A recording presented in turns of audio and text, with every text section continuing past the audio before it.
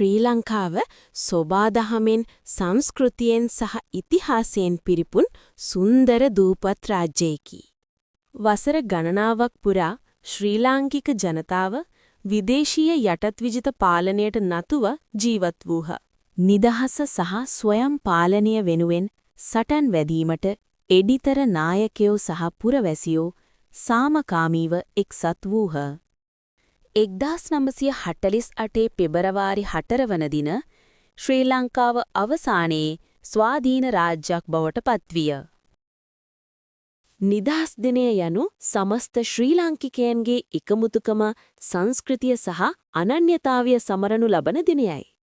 බලාපොරොත්තුව, සාමය සහ වගකීම කරපින්නාගත් දූ දරුවන් තුළ ශ්‍රී ලංකාවේ අනාගතය රැඳී පවතී.